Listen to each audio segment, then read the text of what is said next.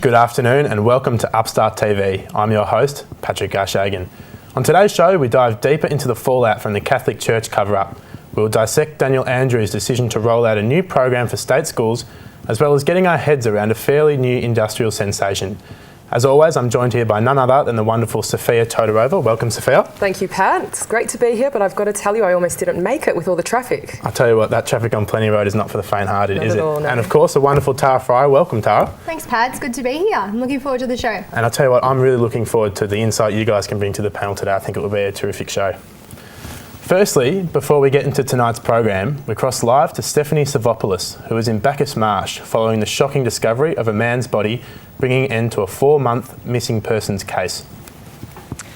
The body of a 17-year-old boy, Caleb Hoff, was found in a shallow mine shaft this morning in Bacchus Marsh.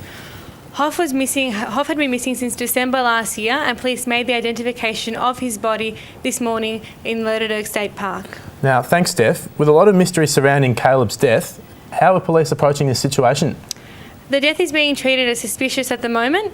Missing Persons Squad detectives are going to be conducting a search of the area today alongside the assistance of SCS representatives. Hoff was believed to be last seen travelling in a 2003 blue Ford Falcon. Police have obtained this vehicle and it will remain in their possession as the investigation continues.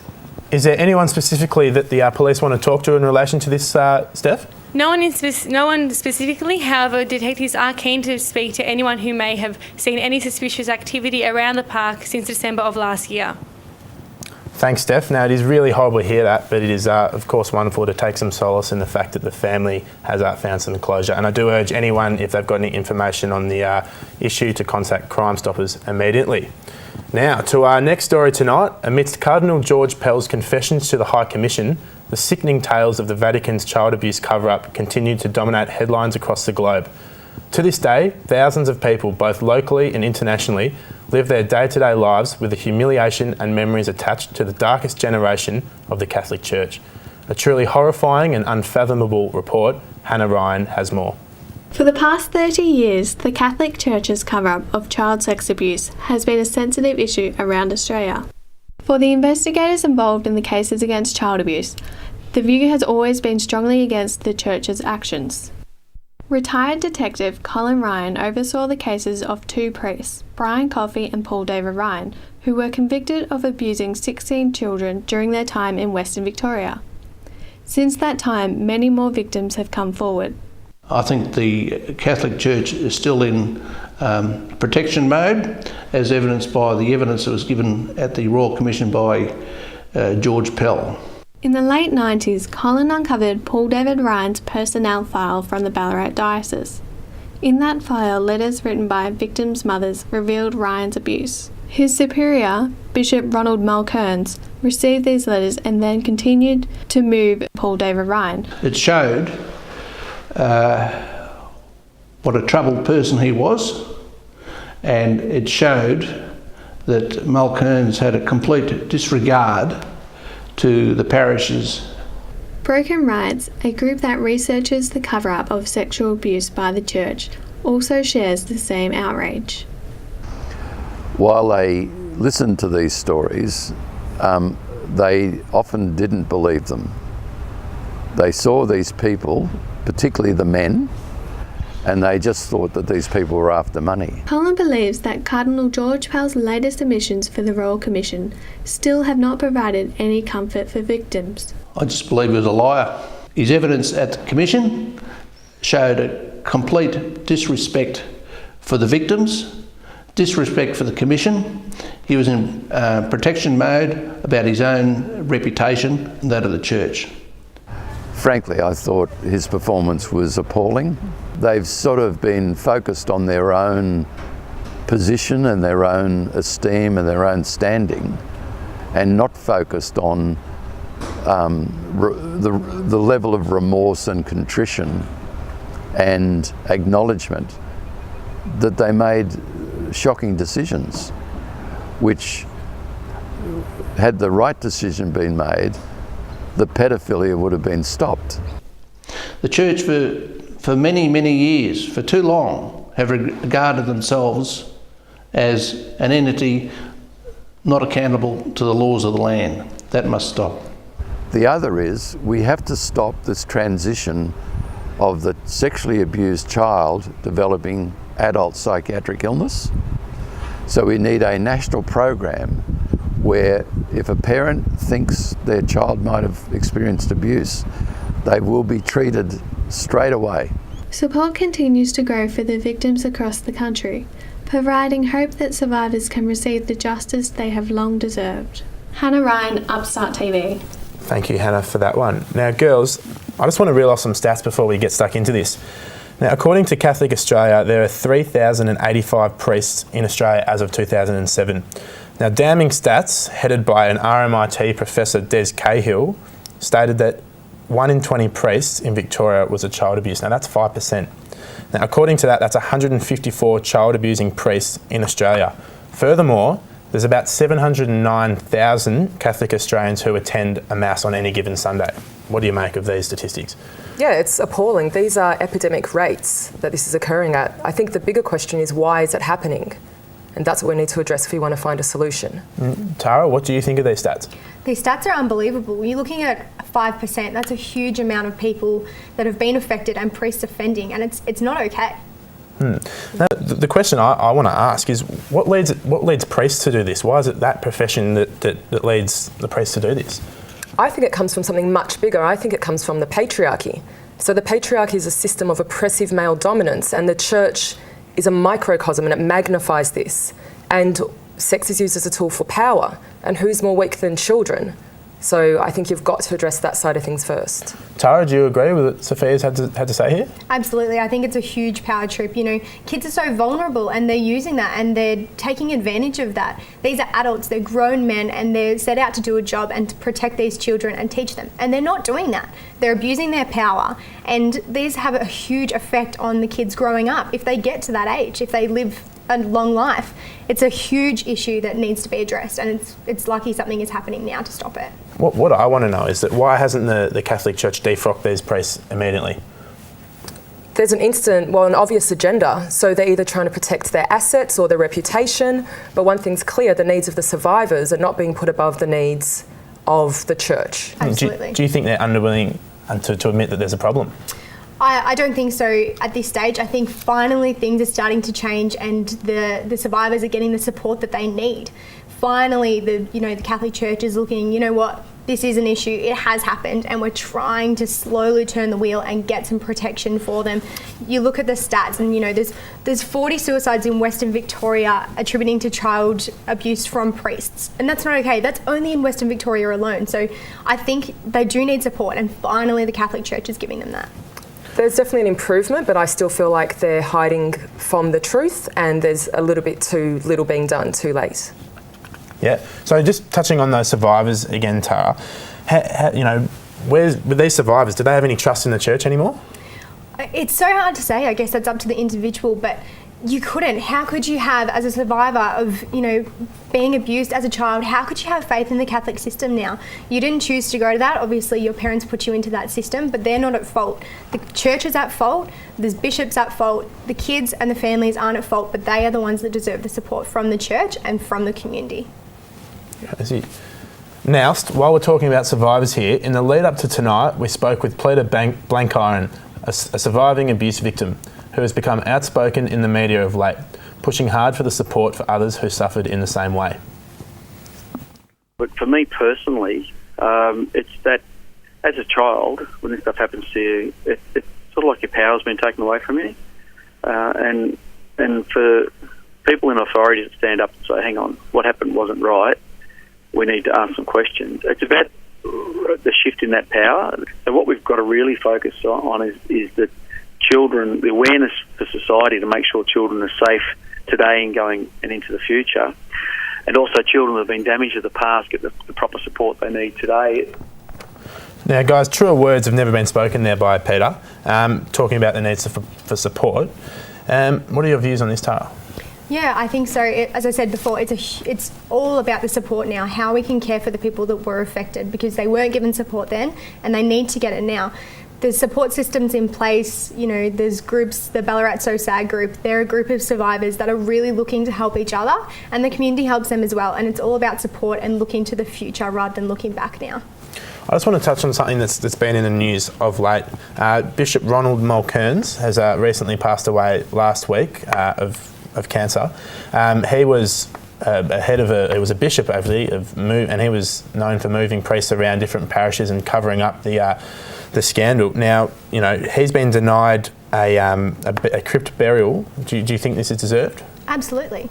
Yeah. Do you think this is deserved, Sophia, that is denied a crypt burial? Yeah, I definitely agree, absolutely. It's a small step in the right direction, but it is still just a very small step. Is the church willing to admit that this is not okay? I think now they're putting their foot down and they're saying it's not okay, and it's good. It's about time, honestly, but I think it's huge. You know, Mulcairns not being given a crypt burial, that's the first ever to happen. I think it's massive. What do you think about this, Pat, in terms of the survivors? This must mean a lot for them. I think it's the first time the church is really listening to them, I think. You know, there's, like I said, 709,000 Catholic Australians on any given Sunday, you know, putting all their faith and their belief into the Catholic Church, and they're finally listening to what they're having to say. And I think someone from Ballarat, a local, came out and said that not even the Ballarat tip would be a nice enough place for Mulcairns to be buried. So it just shows the kind of outrage and the humiliation that these people have suffered. And I think it's, you know, fantastic that the church, fantastic probably not the right word, but that the church is finally listening to them. It's definitely a step in the right direction. Just quickly on stepping in the right direction, Sophia, on the overall scheme of things, like, do we start, you know, monitoring the time that priests spend with children, or are there other things? Are there other things we could do to, you know, put an end to all of this? Well, like I said before, I think this problem is bigger than the church. So I think a good step is to abolish institutionalised religion, abolish the church, and that would obviously mean this problem would go away with it. So you want to abolish the Catholic Church in Australia and worldwide? Yeah, I know it's not a realistic overnight thing, but I think it's done. Its day is done. So those 709,000 Australians, on any Sunday, they can find something else to do? I'm sure they could find something else to do. Tara, is this an answer? I think that's a huge step. Look at all those religious people that have these Catholic beliefs. It's a massive step, and that's fine, but where do these people go? They're entitled to still have their beliefs, and if they want to forgive the Catholic Church for what's happened in the past, then they're entitled to do that. Yeah, they're entitled to have their faith. I just think that there are so many issues that come with religion, and this issue is about something more than that. Do you think it's just you're making a massive generalisation that they're all inclined this way? Or? Well, you obviously think I am, so... Well, there you go. It's definitely an interesting and explosive point of view you have, Sophia, about and is it too little too late? I mean, Tara mentioned before that there was suicides. What were the figures you said about suicides from the survivors? Yeah, so 40 suicides in Western Victoria. That's in Western Victoria alone. So, you know, you look at Mulcairns, who moved these priests around. He knew what was happening, and as a result, 40 people have lost their lives, you know, and that's only the start. It's who's to say that this isn't going to keep happening? Yeah. I know there's support out there now, but mental illness is a huge issue, and this has, you know, a lot of this is due to being abused as a child. Yeah, and those finding support, looking for support, where can they get it? Absolutely. So there is support locally through the community. There's the Ballarat So Sad group. They're a group of community workers and survivors. So they really take peace in talking to each other and talking about their problems and having it all on the table. They know that there's nothing to be embarrassed about. Sure, they used to be, but they know now that it's not their fault. There is help, and they're there to support each other, as well as getting the community involved and making sure these things don't happen again. No, it definitely is a fascinating point of view you guys have brought forth about the whole child church abuse cover-up, and it's been fascinating to talk about it. So the footage we're about to watch is from our very own 3D printing lab at La Trobe University. Now, for those of us behind the 8 ball, 3D printing is a new phenomenon sweeping the technological world and is being heralded as the third industrial revolution. But what exactly is it? Nicholas Feain has more. 3D printing, also known as additive manufacturing, or AM, refers to various processes used to synthesize a three-dimensional object. Blueprints and computer-assisted design files, otherwise known as CADs, are used to create layerings of tangible material. Typically, plastics are used for printing, but it doesn't stop there, with biomaterials being used so doctors can 3D print smaller body parts such as ears and noses, with multiple 3D printed organs already being tested for transplants.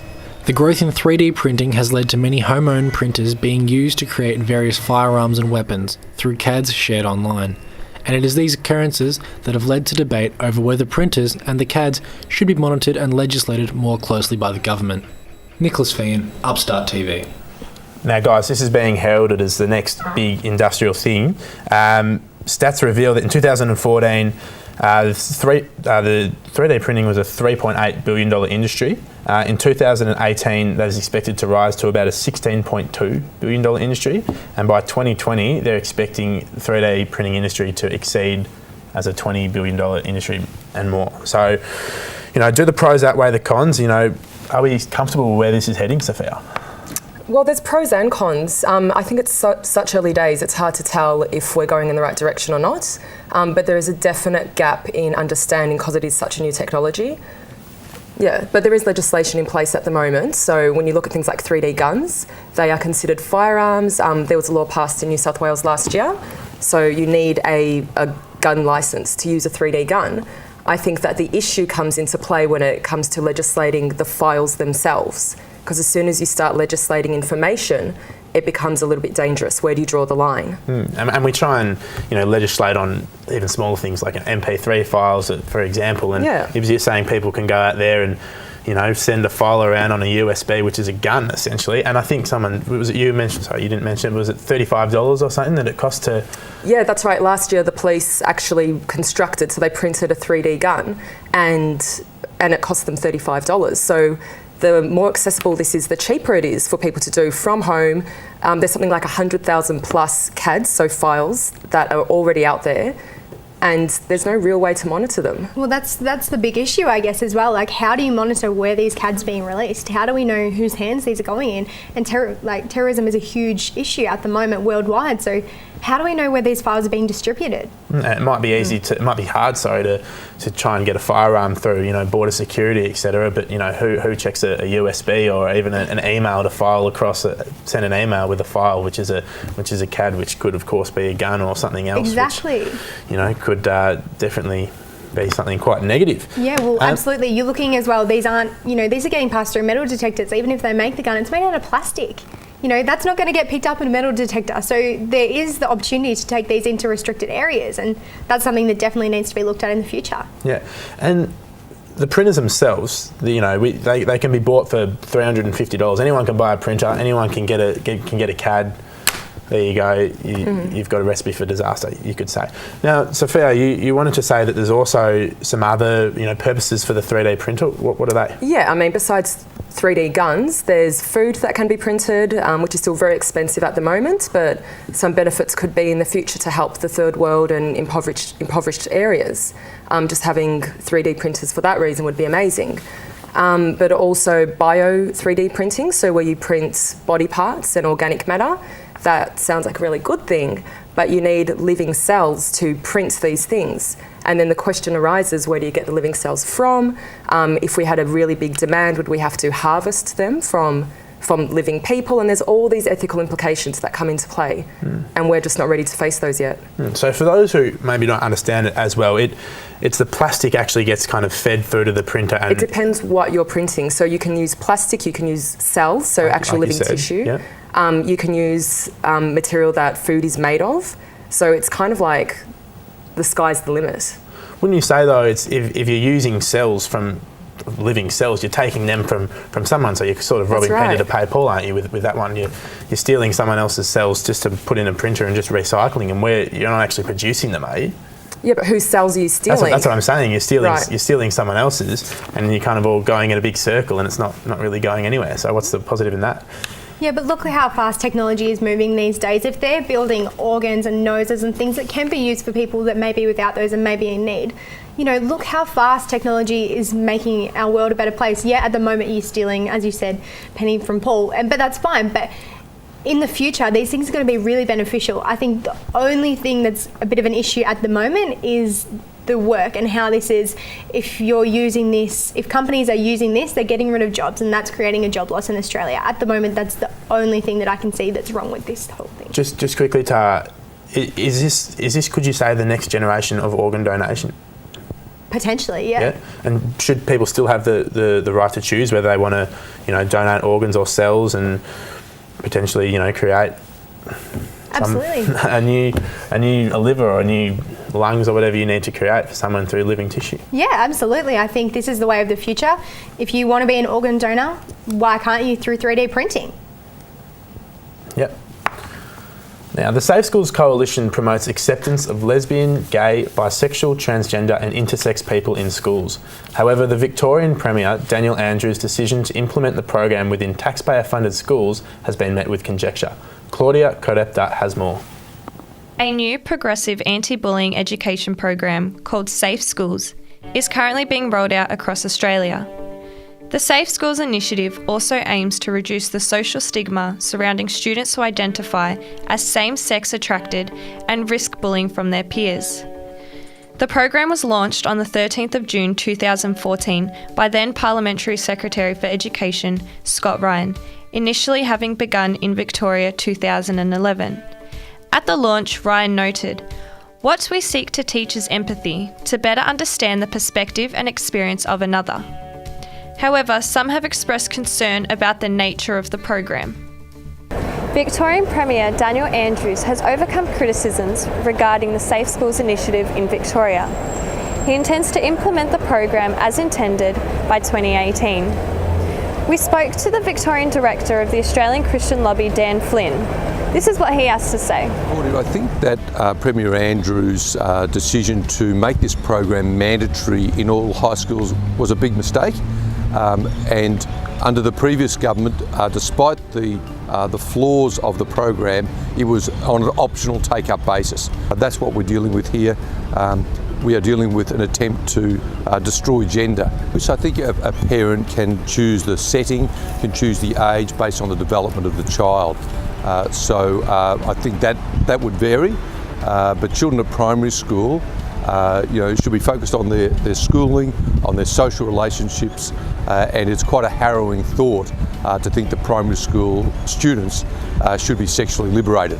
Despite opposing views, there has also been widespread support from individuals in the community. The Victorian Government are behind it. They realise the program is actually saving young people's lives.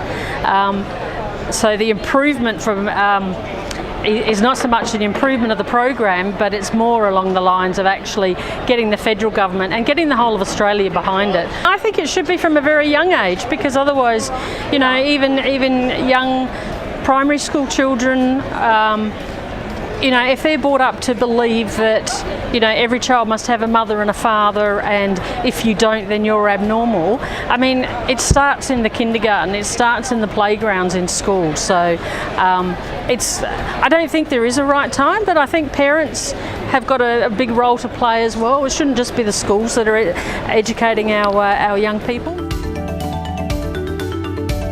I think the Safe Schools is a really fantastic initiative. I think it's something that queer communities and feminists have fought really hard for, a program that's something like this. I think it should be optional, because at least then parents do have a say in what their children consume and what they don't. I think that the program should be expanded rather than contracted or gutted. Definitely a lot of gender and a lot of sexuality is an extremely important thing, and you can't. I know my parents couldn't teach me about different genders and sexuality, and I think that's a topic where schools need to step in and fill in where parents can't. I don't think that this should be rolled out, Safe Schools should be rolled out nationally, because it's a bit of a strong issue for children to really understand, and they shouldn't be exposed to it so soon in life. At this stage, however, debate surrounding the Safe Schools program will continue to surface strong opinions from both supporters and detractors. Claudia Korepta reporting for Upstart TV. Now guys, I just want to quickly touch on a stat here. Now, it's been reported in a 2010 La Trobe University report that the most common place of abuse remains school, with 80% of those people who were abused cited school as the location of their abuse. Now, some key recommendations out of that La Trobe report suggested that schools can make a major contribution to the health and safety of the same-sex students by effectively addressing homophobia. All education and authorities should show leadership in this area with clear policies and adequate resourcing to ensure all Australian schools are supported in the work. Now guys, is this really what it is, or is it been blown way out of proportion? No, this is really what it is. This is a great step to helping to combat bullying in schools. And this is a real issue. People commit suicide for this, people grow up with insecurities. So what better place to combat it than at an early stage in the school where everyone has access to it? So are you strongly for the Safe Schools program being rolled out? I think it's a very responsible step. I see it as definitely a positive. Your thoughts, Tara? Look, I agree. It is a good step, and it's a step in the right direction. There needs to be, bullying is such a huge issue in schools. It really is, and no one can say that they weren't bullied to some extent during high school. But I guess the thing about it is, where do you draw the line? These kids are so young. You enter school as a 5-year-old. Like, who's to say that a 5-year-old is ready for this really crucial details? They're talking about body parts and things like that. Like, they're innocent. Let them be kids. I think, yes, it needs to be implemented in schools. Absolutely. There's not a question. The question lies as to how young you start this, because I think a 5-year-old is just too young. Well, according to the Safe Schools Hub, it breaks down what's being taught at different age groups. So yes, it does start at primary school and even younger, but it's not until years 9 till 12 that they start teaching them about homophobia, transphobia, and things that can be deemed sexualising, but it's not about sexualising kids at all. In the earlier years, they're taught about bullying, respecting yourself, respecting others, how to be a good friend. These things are excellent. Okay, what do you think the age that these kids should be starting to taught them more, confronting things of, issues of life, I suppose? What do you think the age is that they should start to be getting taught those? I think we heard it in the segment. There is no good age. This is a problem in society. So the earlier the better. Is it appropriate to talk about certain issues when they're 5 years old? Maybe not, maybe yes. But according to the program, these things, such as homosexuality and homophobia, like I said before, come into play much later in their childhood. Guys, I'm gonna throw a cat amongst the pigeons here, Sophia, and I'm going to disagree with you. Okay. The age of kids, I definitely agree that it's kids being young. That's an issue, and it's almost corrupting kids' innocence if they're being taught these things at such a young age. But my big irk is that there needs to be a consistency between the private school sector and the public school sector if you're going to introduce this into schools. This is a community issue. This is a lifestyle issue for everyone. This is not just a lifestyle issue for public school kids and not the private school kids. The private school kids, still need to learn about this. Are they learning about it as well? I couldn't agree with you more. Absolutely. Everyone should be taught this. It should be accessible to every child, no matter what denomination. But private schools often choose their own curriculum. Yes, that's an issue. Yeah. That's an issue. So it should be mandatory. It should be something that's accessible to all kids. Yeah. Well, see, I went to a private school, and from grade 5, this was brought into our curriculum. I tend to agree with you in terms of bullying and things. Maybe that should be brought in from a younger age, but when you're looking at sexuality and things like that, primary school is, it's such a delicate time, and kids learn and develop at different rates. So who's to say that if one 5-year-old is ready, they're all ready? They're not.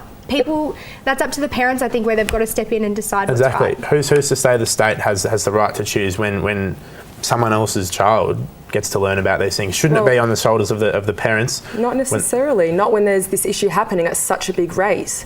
And children learn prejudices. They're not born that way, and normally you learn that from your parents. So maybe leaving it to the parents isn't the best solution. If it were, we wouldn't have this problem. But leaving it with your parents. I mean, when I was brought up, my parents were the ones to tell me these kind of things. And Tara, was it the same with you? Absolutely. And I've grown up with an understanding, and I'm definitely not ignorant to the fact that homophobia and these kind of things are definitely an issue. So that's what I'm trying to say is that I was brought up this way without a Safe Schools initiative. Is it the be all or end all? There's probably other things that can be done, but it's definitely a great thing to do. There's nothing else like it happening at the moment, and the fact of the matter is that there are transgender kids, there are homosexual kids, there are people who are experiencing these issues at a very young age. So we have to acknowledge them as well. And let's face it, the backlash is a reflection of the very thing that this program is combating or trying to combat, and that's homophobia and transphobia. So it's a social issue. We need to do something about it. On the more heterosexual, information that kids would learn, do you think they learn that at the right age? Well, I went to a Catholic primary school, and I was taught about Adam and Eve from a very early age. And that is complete doctrine about heterosexuality. But wouldn't you think the kids are they'd have no clue what Adam and Eve is? For them, it could just be a Disney character or something. They don't know the hidden meaning of what Adam and Eve is. I had a very clear clue about the apple and the sin and all that kind of thing. So yeah, it's a story, and it's told very clearly. So As long as you're intelligent, you should understand what it means, you know. Absolutely, fair enough. Now guys, that's all we have time for tonight. A very special thank you to Tara and Sofia. As always, it's been a pleasure. Likewise. Thanks, Pat. Thank you. Once again, thanks for watching Upstart TV. My name is Patrick Garschagen. Enjoy your evening.